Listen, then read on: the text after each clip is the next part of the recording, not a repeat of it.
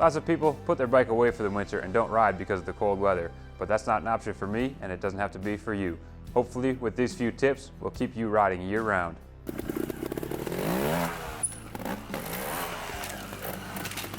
Obviously, staying warm is the biggest challenge, but there are a few products I have found that have really made it a lot more comfortable. The first of which is this S3 jacket.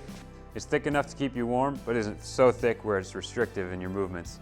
It also features some ventilation, so once you start warming up, you can zip these down in the front and in the back, and then once you're warmed up, you can actually zip the sleeves off and it turns into a vest. This is really nice once you're warmed up enough to not need the sleeves, but you still want to keep your core warm.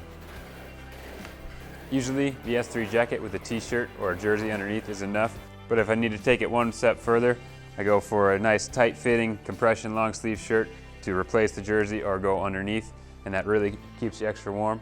You don't have to worry as much about air pressure because the tires are going to be more firm no matter what you run. Trials pants are very thin and not very warm, so some long underwear can go a long ways to keep you warm when it gets cold. You don't want to bundle your body up so much where you can't move. That's why I like to keep thin layers underneath the jacket that I can take off if needed. It's smart to bring a backpack out to where you're riding in case you need to remove a layer, you have a dry place to put things.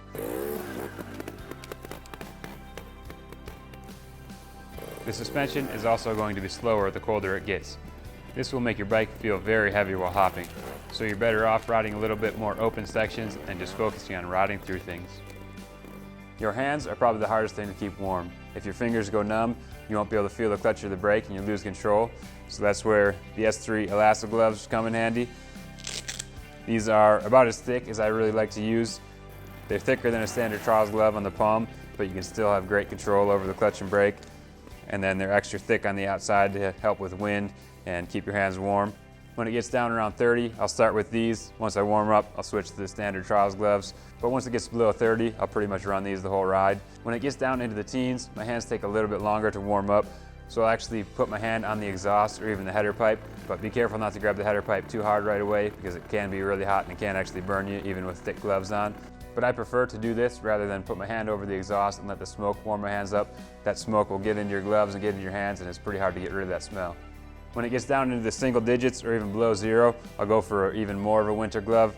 I really don't like riding with this thick of a glove because you lose a bit of feeling, but sometimes you gotta do what you gotta do. Trials boots are not insulated very well for cold temps, so I like to swap out my riding socks for wool socks, but you want to be careful that they're not too thick or you have no room to breathe inside your boot.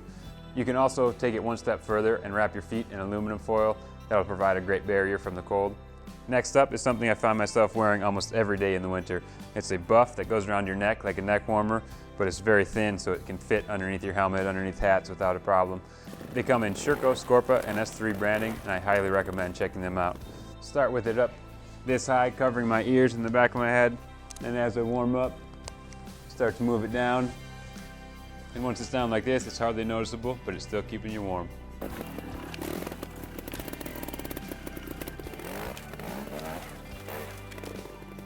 You can cover up the vents on your Airoh helmet with the rain covers.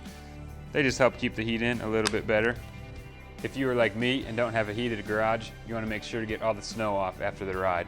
I use the combination of a brush, an air compressor, and a heater to try to get rid of all the ice and snow built up around the bike. Usually it sticks in around the brakes, and if you don't get rid of all that, they'll be locked up the next time you go to ride.